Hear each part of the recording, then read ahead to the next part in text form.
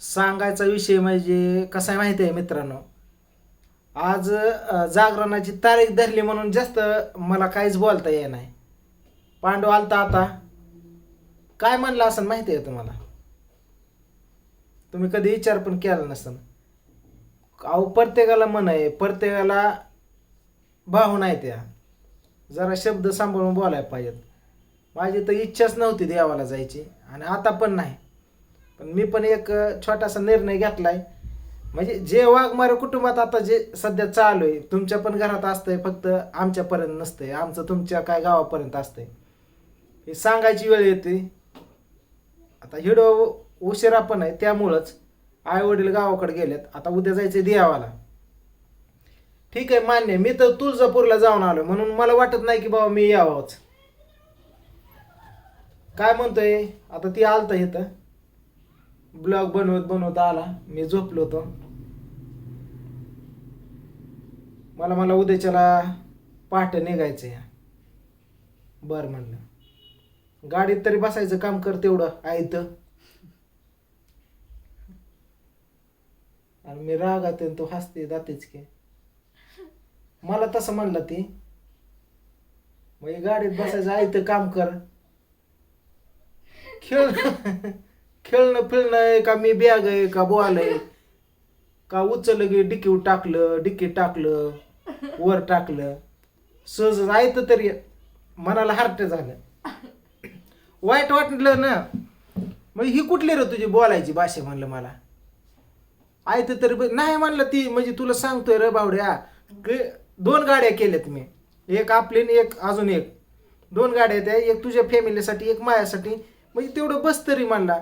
अरे तू सरळ सांग की मला की भावड्या, उद्या आपल्याला देवाला जायचंय, सकाळ लवकर उरत, एक गाडीत तुझी फॅमिली एक जाऊ आपण. ही कुठली तुझी भाषा रे बोलायची? झाली का झोप? उद्या नुसतं आयतं ते तेवढं गाडीत बस म्हणजे. म्हणलं आपल्याला यायचंच नाही, यायचंच नाही म्हणलं तुझ्या गाडीत. आणि त्या कुठली गाडी केली त्यात पण मला यायचं नाही. बरं तुम्हाला खोटं वाटेल, ब्लॉग मध्ये बघचा,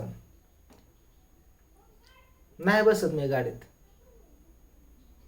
माझं मी आता कसं आहे, देवाचं काम आहे, देवाला पाठ फिरून आहे. चांगलं आमच्या खानदानात कुणी जागरण केलं नाही पंजोबापासनं. समध्यांचं आमच्याच ह्याच्यावर आले म्हणून आता करायचंय. त्यातनं पण अशी विघ्न आणि असलं टोमणं मला. त्या आईबापाने काहीतरी म्हणा तिकडनं हिला कॉल करून, झाली का शेटची झोप झाली का, बोसची झोप झाली का, ह्याने म्हणायचं उठल्यात आता. हाय का त्याला काळजी कुठली? ह्याने येऊन म्हणायचं आयतं तरी गाडीत बसा. अहो असं टोमणं दिल्या माझी कशी इच्छा होईल तुमच्या गाडीत बसाय. मला जरी सोन्याचा रथ जरी करून मला मिरवणूक नेलं तुळजापूरपर्यंत तरी मला मान्य नाही ना, आणि मी बसणार नाही. झालं का? तू जातीच की. तू हसतीच जातीच की. तू हसती कशाला तू? तुला माहिती आहे ना मी असं हसत असल्यावर काय असतो, गाडी फिरताना अंगावर रागात असतोय. आणि रागात असल्यावर हसत असतो. ते 17 शब्द कशाला बोलताय माझ्या? कुठला? आता गाडीत बस. म्हणलंच ती आता गाबडं इथं येऊन तसं म्हणलं नाही. मी झोपलो काय म्हणला त्याला, मी नका जेवायचं फिवायचं विचारतोय, हिने केलंय बटरची भाजी चांगली फिंगली, आणि मला म्हणतो मी स्वेटर आणायला चाललोय पोरांना आता. म्हणजे मी लगेच म्हणावं काहीतरी. तिकडे इथं बस. मग ते शब्द माझ्या बोलू नका. नाही बोलत. एकतर येड्यामध्ये बसवलंय. त्याला काय म्हणलंय, मी तुळजापूरला गेलतो साहेबांना घेऊन आमच्या. आता बरेच जण म्हणले आता मी काय करणार आहे, मी काय निर्णय घेतलाय सांगतो. त्या अगोदर बरेच जणांना प्रश्न एकच पडला होता की ती कालचे साहेब कोण होते. मित्रांनो, ते दिल्लीचे साहेब आहेत. भारत देशाचं राष्ट्रीय अध्यक्ष संस्थापक. त्यांच्या संस्था इतक्या आहेत, मानव विकास संरक्षण समिती, युवा संघटना, हे ते लय समाजसेवेचे कार्य आहे त्यांची. प्रत्येक जिल्ह्यानी, प्रत्येक तालुक्याने, प्रत्येक राज्यामध्ये त्यांच्या संस्था आहेत, त्या अध्यक्ष इथं प्रत्येक लोक आहे ते ग्रुप आहे मोठं मोठं, आणि त्यातलाच एक म्हणजे करमाळा तालुक्याचा पूर्ण कामकाज पूर्ण साहेबांनी माझ्या सोपवलं होतं. मी ऑफिस टाकून काम पण केलेलं आहे त्यांचं, आणि भरपूर मला त्यातनं साहेबांनी काय गोष्टींचं ज्ञान दिलं, सांगितलं. माझ्या डोक्यावरती हात आहेत. कसला पण प्रसंग येऊ द्या माझ्यावर, कसलाही कलेक्टरपासून डायरेक्ट केंद्रातनं माझं सोडवत्या, एवढा मोठा हात आहे त्या साहेबांना. एवढ्या एरियात फक्त इकडल्या भागात यायचं म्हणलं तर एवढं त्यांचं सोलापूर जिल्ह्यात आधी लोक आहे ती पाक संधीकडे आहेत. मला फक्त त्यांनी चॉईस केलं, कारण की साहेबाचं माझं जास्त जमतं, त्यांना माझं गुण काय पडतं मला माहीत नाही. आणि त्यांची मिसेस आमच्या रुपालीत आहे, व्हिडिओ बघतात आमचं पहिल्यापासून, मग ते म्हणले सोमा दादालाच घ्यायचं, बाकी कोणाला नाही. मग मला साहेबांनी कानावर घातलं की आपल्याला असं असं अक्कलकोटला जायचं, फक्त तू मला तेवढं हे कर, तुझी गाडी घेऊन ये आणि तुळजापूरचं दर्शन घेऊन मला पुन्हा ट्रेनला सोड. कारण की आणि त्यांना इलेक्शन आज गुलाल होता, त्यामुळे त्यांनी कुठं वेट केलं नाही, कोणालाही सांगितलं नाही, काय इन्फॉर्मेशन दिली नाही. डायरेक्ट नवरा बायको दोघं आल्यानंतर त्यांना बोलता बसता उठता येतं. त्यांचा जर ताप आला सोबत पोलीस किंवा काय बॉडीगार्ड, तर ते भेटायची पण पंचायत असते. आपल्याला मानधन एवढं देतं, त्यात मी लय समाधानी. साहेबांनी कितीतरी वेळा मला बाहेर काढलेलं आहे अडचणीच्या वेळेला. देव माणूसच आहे दुसरं. तर त्यांच्यासाठी मी गेलो, तेवढं हे केलं. तुम्ही बघितलं व्हिडिओमध्ये, पोलीस वगैरे सोबत हे होते, माझे मावसभाव होते, साहेब होते. पण साहेबांना थोडाही गर्व नाही, एकदम साधं सिंपल. पण केंद्रात असतात साहेब, ते कसला प्रॉब्लेम असू द्या सॉल्व करतात. असो, हे तुम्हाला मी सांगितलं, अक्कलकोटला जाऊन तेवढं हे केलं. आता राहिला विषय काय, त्याचं उत्तर तुम्हाला भेटलं की ते साहेब कोण होते, आले लक्षात आता. हां, मला म्हणतात कुठलं पद पाहिजे फक्त सांग. या पुणे जिल्ह्यातलं असो, कुठं तुझं कलेक्टर सोबत ओळख करून देतो, नाहीतर कुठं पुण्यात ये, नाहीतर SP असू दे, कोणी असू दे, फक्त काही अडचण आली सांग. पण तशी वेळ येत नाही मित्रांनो. आपण लहान लेकरांना आवाजावं बोलतो, सर्वांची इज्जत करतो, प्रेमाने बोलतो, म्हणून असे काही प्रसंग येत नाहीत. साहेबांना म्हणलं मला कुठल्या आयडेंटिटीची गरज नाही, पदाची गरज नाही, तुमच्या डोक्यावर हात हीच माझी लय मोठं पद आहे. म्हणून मी तिकडे गेलतो. त्यावेळेलाच मी तुळजापूरचा समजा चाकाचोळा घेतला. तिथं बामण असतोय, ती काय त्यांचं वटी भरणार सामान वगैरे 500 देऊन तिथनं आत गेले पास भेटतो. इकडं 1000 लोक लाईनीला असू द्या, आपल्याला 2 मिनिटात आतमध्ये डायरेक्ट देवीची आरती फिरती करून. ते पांडुला आता तीच सांगितलं मी की ती सिस्टीम आहे तिथं, आपण जा, वेळ लागत नाही.